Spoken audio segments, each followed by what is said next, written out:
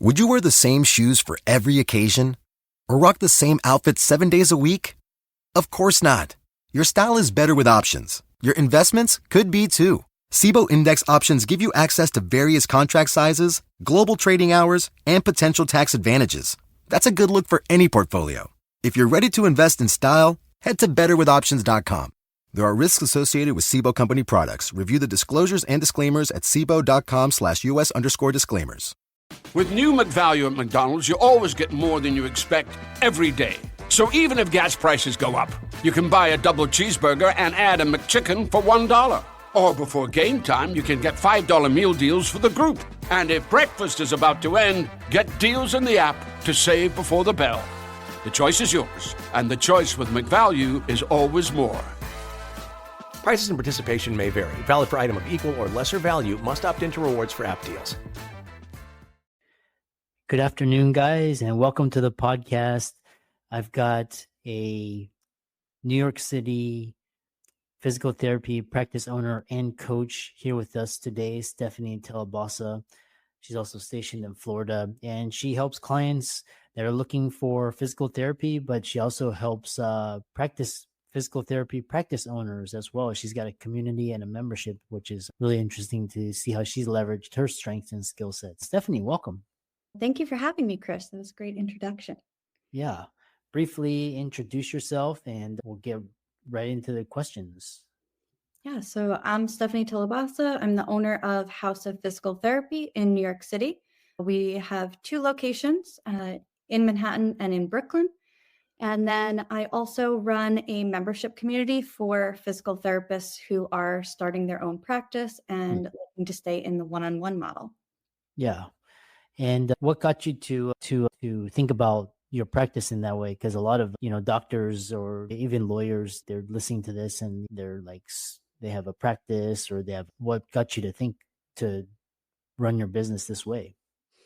Yeah, so I think when we start out and in healthcare, usually our why is because we want to help people. We want to work one-on-one, see the change with each patient. So if you would have asked me when I opened my practice in 2017, I would be doing patient care forever. But what kind of happens is you realize that you can impact more people if you spend your time supporting and training other physical therapists. So when I realized that it was really hard to find a practice that allowed for one-on-one care. We do 45-minute sessions. There's no aides. It's just us in the treatment room. When I realized that there really wasn't anything out there like that, unless you opened your own practice, I really started thinking about, okay, how can I open this up and create jobs for other people who want to practice this way? And when I did that in 2019, and I started to slowly take a day off for the first time in 2 years.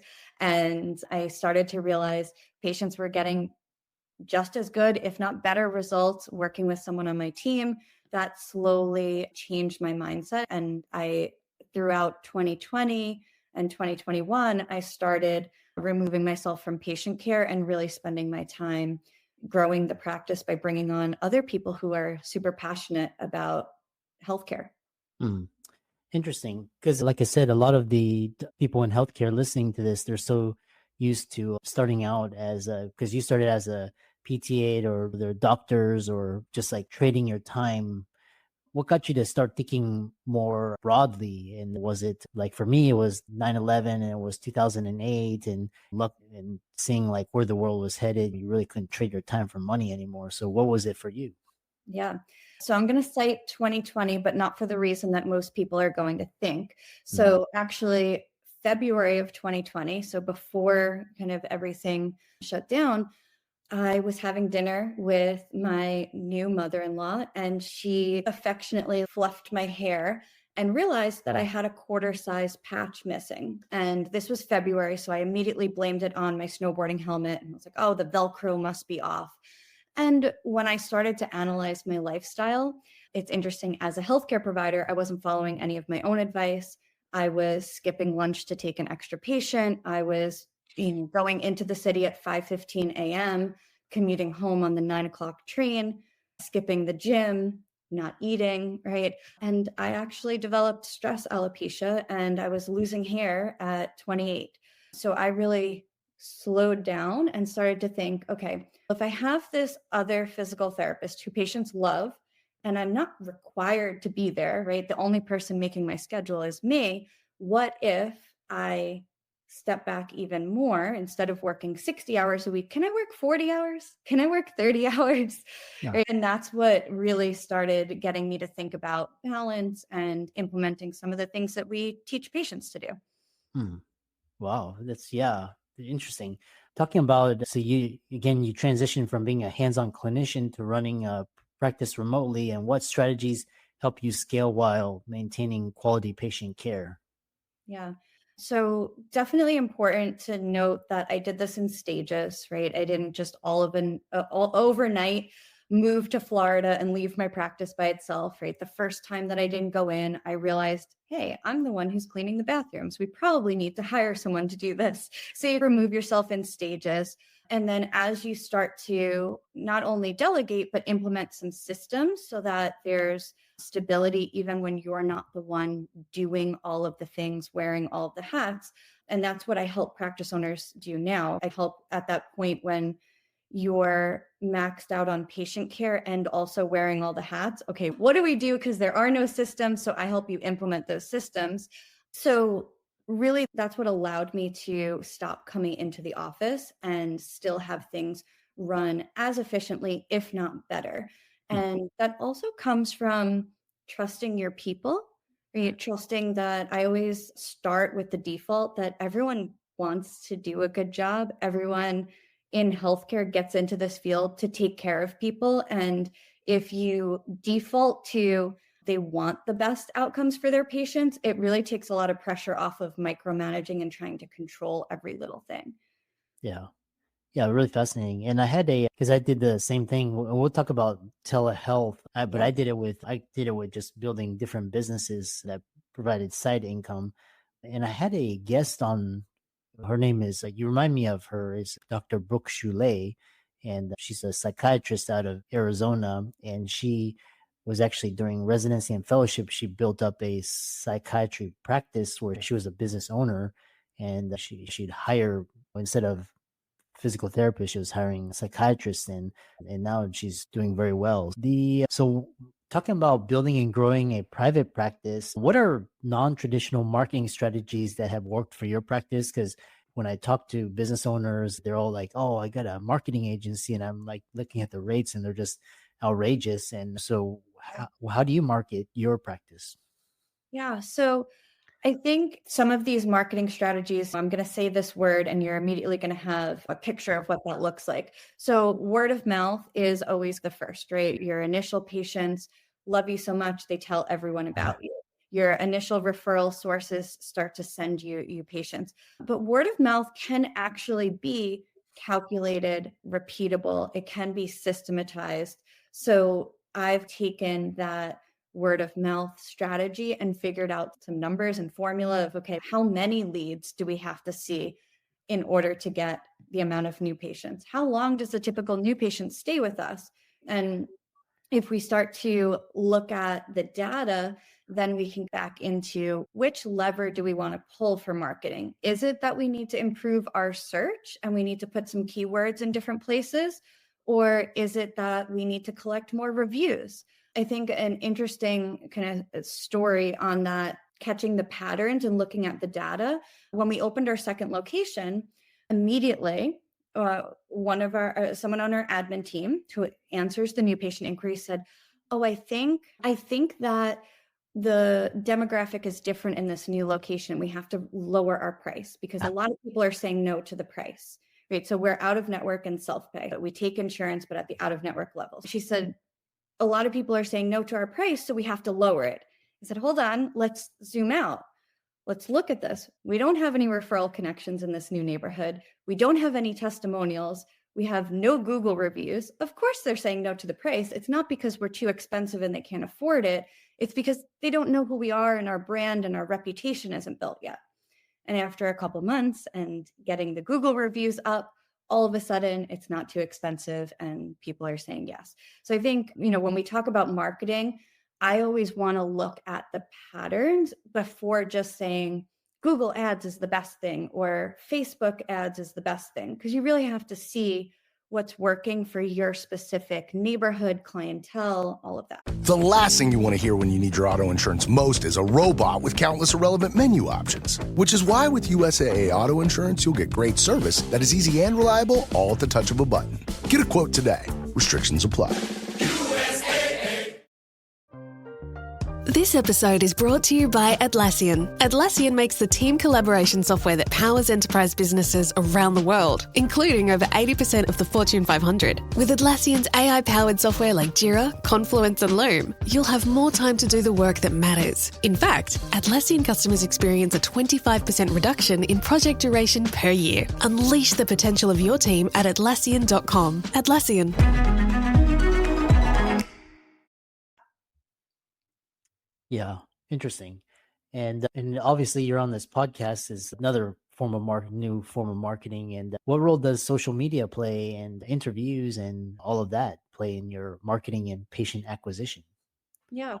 So for me, I will be completely transparent with you. The reason that I've been working on guesting on interviews is because I wanted to practice having recorded conversations and see if I could get better at public speaking. But a side effect of that is every time you're on a podcast, you get a backlink to your website. And we know backlinks help with SEO. It creates like a spider web. So the more backlinks you have, the more strings in that web. So the stronger your website will pop up. So that's a good side effect. As far as social media, we just started a social media strategy in the fall of 2024. So we're maybe 4 or 5 months in. Prior to that, it's all been typical SEO, unpaid. I've never done paid marketing for my practice. But social media, what's interesting is we have actually noticed we haven't gotten any patients from it, but we have started to get 2 physical therapy applications per month that have found us through Instagram. And they're saying things like, oh, your Instagram makes it look like such a fun place to work. And it's just such an unexpected but obvious side effect. Interesting. Yeah, just because you're marketing and you attract different, and it's really interesting to hear about the unexpected ways that social media marketing, because sometimes it's not that post that you put so much, it's a kind of like that post that was just little and then it just blows up, it goes viral. And I've also had a lot of concierge doctors come on, and so you've helped both insurance and cash-based clinics grow, and obviously insurance is the painful way, and what are the key differences and how should a PT practice owner decide which model to pursue? Yeah. So the commonality in the physical therapists that I help is that they all want to treat one-on-one. So whether they take insurance or they're cash-based only, they're seeing one patient at a time for a minimum of 45 minutes. So that's like the requirement if I'm going to help a practice owner. But as far as thinking about if you should take insurance or cash-based, there's pros and cons of both. The insurance-based owners ask me, should I add this cash service so that I can increase my revenue? And the cash practices say, should I accept just one commercial plan so that I could get more leads? I'm like, both of you are thinking the grass is greener on the other side. So I think it's really about the model and where you want to spend your time. So with insurance, you might be spending a little bit more time rallying for that patient to get their visits medically approved for medical necessity. In a cash-based clinic, you might spend a little bit more time on marketing and changing the public perception of what physical therapy is. Why can't you use your insurance here? So there's no right or wrong. And I wouldn't say it's exactly 50-50, but it's a pretty even split of who I've helped. And I don't see, oh, this is the right way to do it. Interesting. Yeah. I know a lot of doctors, obviously there's a lot of backlash against insurance. So I know a lot of doctors, they just stop working with insurance. It's just so painful and they get ripped off and not compensated for their efforts. Yeah. I'm sorry, you were going to add something. No, I agree with you that there's a big push right now to stop accepting insurances because the hopes are if all of us stop, then insurance companies have to change our contracts, right? It's not some of these contracts, they're paying less than what we would pay a physical therapist for that hourly rate. And then we get into situations of, okay, then we have to double book, otherwise we can't eat. So I think something as far as when we're looking at that insurance piece, something that I think I really drive home with all the owners I talk to is we don't want to pass that frustration to the patient. So even if you're cash based, even if you're not accepting the insurance, can we understand the insurance enough that we can explain to a patient how to look up their out of network benefits, how to look up if they'll be reimbursed directly for the session, what portion can they expect back? So if they pay us up front cash and I give them a super bill, can I give some instructions to that patient to at least help them out and not just say, oh no, I don't take insurance, it's too much of a headache? Because then we're passing the headache on to the patient, and right, causing more stress does not seem like the answer. Yeah. It's like shelling out $30,000 for a hip surgery, or even, and I know at MD Anderson, there's a lot of wealthy people that come from China and Dubai, and they actually pay in cash for their medications, like sometimes tens of thousands of dollars. They just pay because they're the moving on industry trends and the future of physical therapy. Obviously, you have this membership site where you coach business owners how to your approach to growing and scaling a business, which is really interesting. Where does telehealth come into the future of physical therapy? How has it changed? How is it used? Where do you see it headed in the next 5 to 10 years? Yeah. The way that we use telehealth at House of PT is a little different than your teledoc on the back of the insurance card. I had a funny situation where a patient thought that it was like calling the teledoc on the card. And they showed up at their desk in a suit. And I was like, how am I supposed to look at your knee? We use telehealth. It's a Zoom session. You lay on the floor. We're looking at you on a yoga mat. We're watching you walk. You're exercising. You're doing all the same things, except we're not doing the hands-on portion, right? Obviously, we haven't figured out how to massage through Zoom yet, but well, that's been a really helpful tool in New York City because a lot of our patients travel or they have summer homes and they might not be local to the city all year round. Where I see it moving into the future of the industry is more in this hybrid approach where we have in-person sessions. There's a lot that you need to appreciate when it comes to the human body, seeing someone in person, palpating their muscle, feeling how their joints move, and then having this complement of they could potentially go to the gym and record themselves. We can give feedback asynchronous. They call this remote therapeutic monitoring. So there's some sort of technology where we're communicating on their plan. It's increasing their compliance, right? They're more likely to stick to the plan because we have accountability. So that's where I see the future of PT is this hybrid approach of digital care mixed with the in-person. Interesting. Yeah. It's like you were talking about the remote asynchronous monitoring, follow-up visits, like surgeons, we used Zoom to look for wounds. And the next question I have for you is, I'm not sure if this applies but how do you see AI coming in and helping you with your practice, either growing and scaling, marketing, or just patient care? How are you thinking about AI? Yeah, so far, so I went to a big physical therapy conference in the fall, and most of the EMRs, so the software for charting, has started to integrate AI. So when the patient fills out their intake forms, it can summarize the intake forms, put it into the evaluation note. So anything that it can do to make documentation faster, I am for. So far, I haven't seen any of the dictation services be accurate. So I don't know. I think that part is still learning, but some of the things that the EMR companies are doing are really cool for time saving, because we want to spend the most amount of time facing our patients and not facing a screen writing down what we're doing. So I definitely think it's being incorporated. As far as marketing, I think what I'm okay with is when we use it for ideas, when we use it for maybe like spell checking or a first round draft, like an outline of a marketing campaign. But the problem is when you use it to actually create a social media post and then you're putting that out there, whatever you write or say in those social media posts or in your blog post, that is going to attract people to your practice. So if someone else is speaking for you, whether it's AI or a marketing agency or outsourcing it, are they going to have the voice that you want to attract, right? For House of PT, we'll take our patient reviews and whatever they say they enjoyed about working with us, that's what I put out there in our marketing. I will just echo that voice. If they say, Dr. Chris listened to me and made eye contact while I was telling my story, that's what I want to highlight. I don't know if AI can pull out those things or if it just becomes a generic physical therapy marketing campaign. Yeah.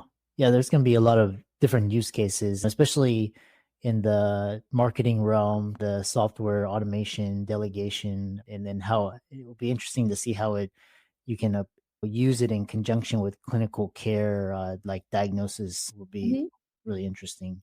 It's a technology and it's a tool, so it's going to be really interesting to see how creative people get. Rounding it out, you mentor PT students, practice owners. What common piece of advice do you find yourself giving to those looking to go into the industry, to grow and scale their business and just kind of balance business and passion?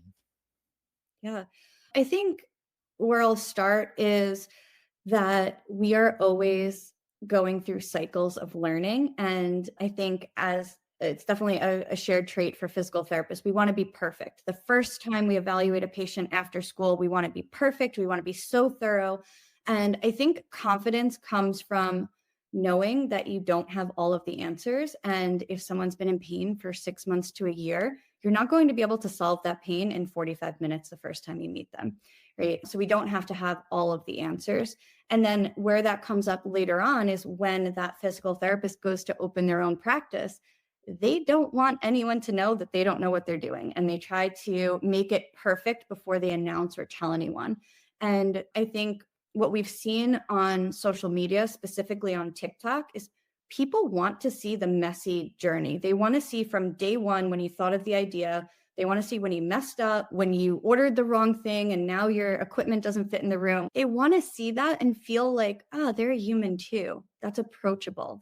So I guess the overall summary is no one knows what they're doing and you have to just start and practice and be okay with failing in public. It's funny that you mentioned TikTok, but it's actually people go on the TikTok and Instagram and to actually go there to get information, and that's how so it's really interesting. And how can people find you and check out your work and reach out to you, join your community and so on? Yeah, I talk a lot about business on the Planning PT. So the handle is just the Planning PT on any social media account. And I tell you all the messy behind the scenes stories on TikTok. So if you like hearing how much I've made mistakes, that's where to go. And then for physical therapy, that's House of Physical Therapy. Yeah, excellent. Thanks so much. And I really enjoyed talking with you and keep up the great work. Thank you for having me, Chris.